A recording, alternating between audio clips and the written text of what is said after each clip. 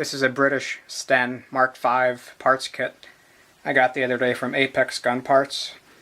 These are available from a couple of different vendors online. Apex, Center Fire Systems, What a Country, Sarco might still have them. They're all pretty much the same, though. This kit is British. There are Pakistani Stens out there. All the kits now on the market have a torch cut front trunnion. At least all the Mark V's do. The Mark IIs still have intact trunnions.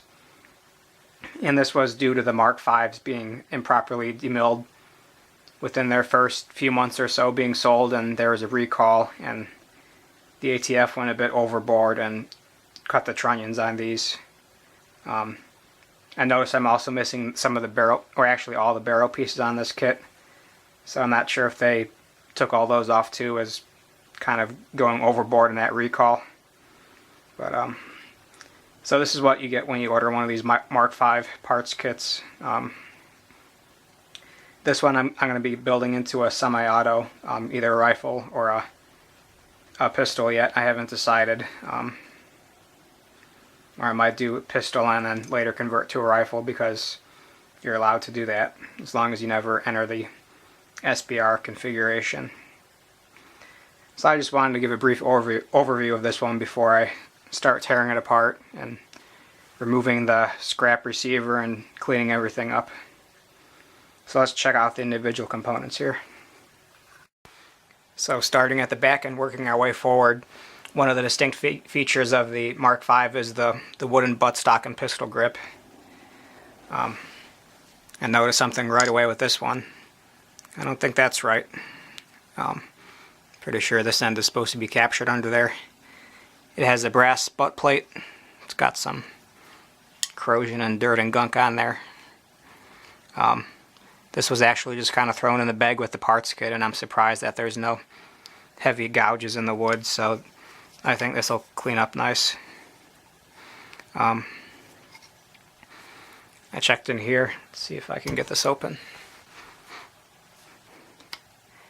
There's your cleaning kit compartment. I was hoping there'd be something cool in there, but there's not. But it's still a cool feature. Then you have your stock attachment up here. This one I can't fully slide on because you can see it's tilted. This top part is bent backwards. So I'm guessing when they were demilling these, this probably got dropped on the ground and bent. No big deal. I'm just going to put it in a vice grip and bend it back straight, and then it'll be able to slide right in there. Pretty sure this is a long bolt that goes all the way through. Let's see if we can check that out. Yep, so there's the bolt on there. So if you want to remove the wood on this one, you get a long screwdriver, and hopefully that one comes loose. Don't know if I'll really need to take it off, but it's nice to know. Here's the pistol grip. I was really surprised this one came in good condition. It's common for this thin area to be broken off, and on some of the kits or some of the Stens, you'll notice that they just cut these flush. So those look kind of uglier, but even this one looks kind of ugly, but yeah, this one's in good condition and it'll clean up nice. So you have a bolt that goes through there.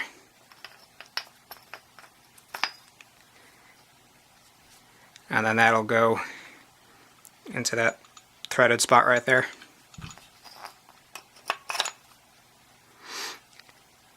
And the reason this channel is here in the first place is to allow that little hook or tang to go in there.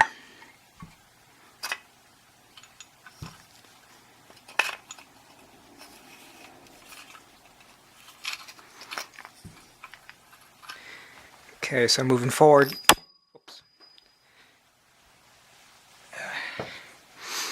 you can see all this dirt and stuff from the torch cut demo process.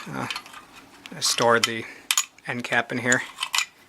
Just like the other Stens, you twist out, pull your end cap out. Here's your spring cup retainer thing.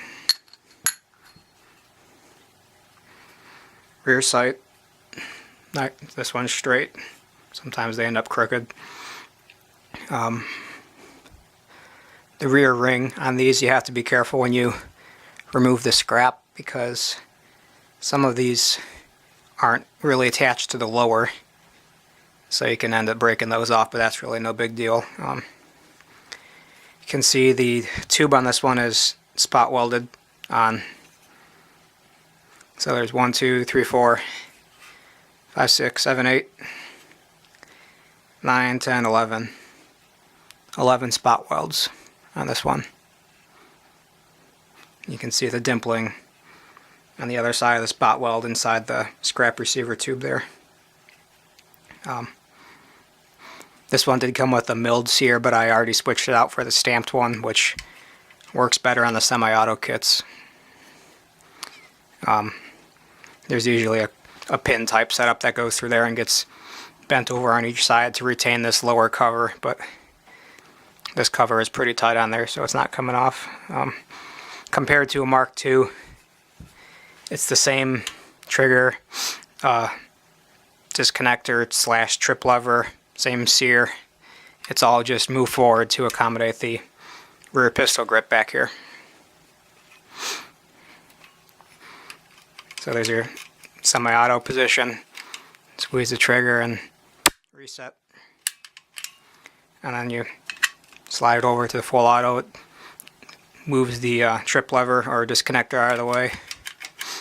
And that just releases your bolt until you're out of ammo.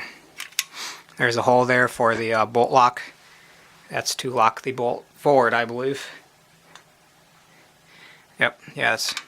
That will lock the bolt forward, so when you're carrying it around and if you drop it on the buttstock, the bolt can move far back enough to strip around and fire the gun, because it's an open bolt gun. But I'll move on to the bolt next and show you that later. So that would be the trigger housing. Here's the bolt and recoil spring. It's the original open bolt. So I won't use this on a semi-auto. If you're a machinist, you might be able to rework it into a semi-auto bolt. If you use a Indianapolis Ordnance semi-auto kit, you'll pull the extractor and the extractor spring out of there. You'll use that. I believe that's it from the bolt. So the original one, fixed firing pin. There's the bolt handle, just drops right out, nothing to retain it in there.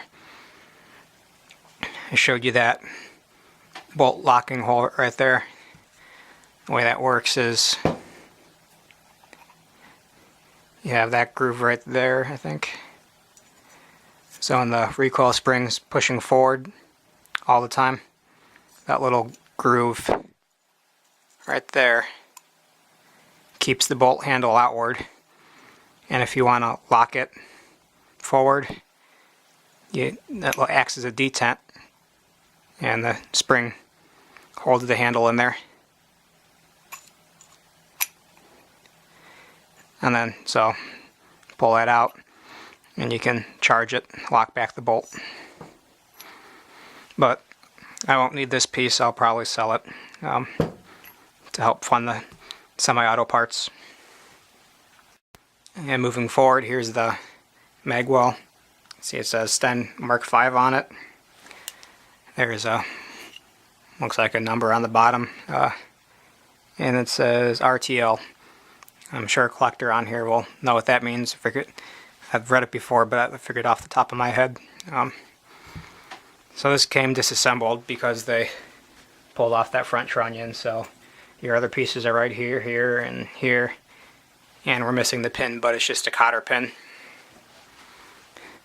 So this would all go on there like this. Oh.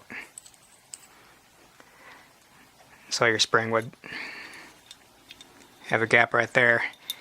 This piece right here keeps your barrel nut from backing out. It goes through a hole in the receiver and it's got a ratchet mechanism on there. So the only thing you're missing there is a cotter pin, easy enough to stick in there. You can see your mag release is held in by a kind of a clip shape thing and a screw. That's how you release the magazine. I have a magazine on hand here. This one has pretty tight lockup. Not a whole lot of wiggle there, so that's nice.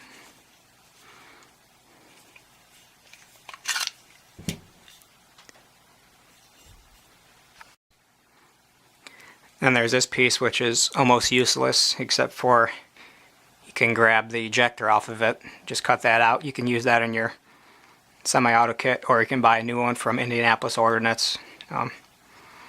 But that's the only thing you can salvage on here. I guess you could take some dimensions if you need them to come up with your own ejection port and other features up here on your receiver tube if you're making your own receiver tube. Or if you buy one from Indianapolis Ordnance, you can just cut out what's on their template, but it's a little bit different. On my build, I'm probably going to use the original dimensions for this, for the ejection port and the Magwell at least. Okay, well, that's about it with this thing. Not a whole lot to it. Here's your front sight and your protection ears there. This was all taken apart to get those barrel pieces out, so you take that screw out and it goes through there. I have a complete Mark V barrel over here from a older kit, so you can see the assembly there. These are lugs here for a bayonet attachment. This is the Mark V bayonet. Pretty sure it's the same as a bayonet that goes on one of the other British rifles, but I don't know much about the British bolt-action rifles. So it's got a lever that twists in place.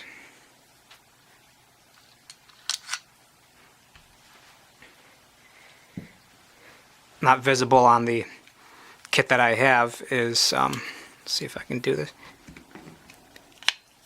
Oh.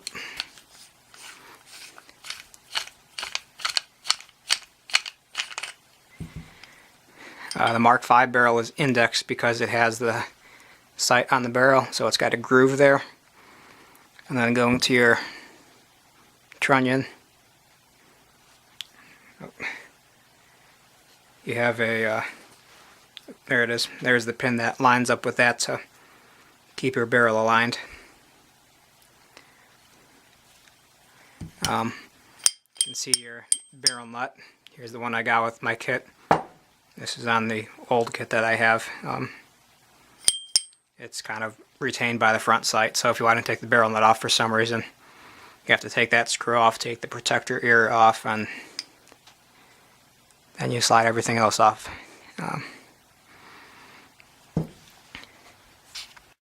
And for those that have never seen the Stens before, and I showed you the barrel ratchet or lock earlier. So this would be the Magwell rotated downward, because you can do that on the Stens to make them better, easier for transport. So if you want to rotate it to your side position, rotate it and you see that. So that, those little teeth right there, engage right there when your barrel's in place to keep it from backing out.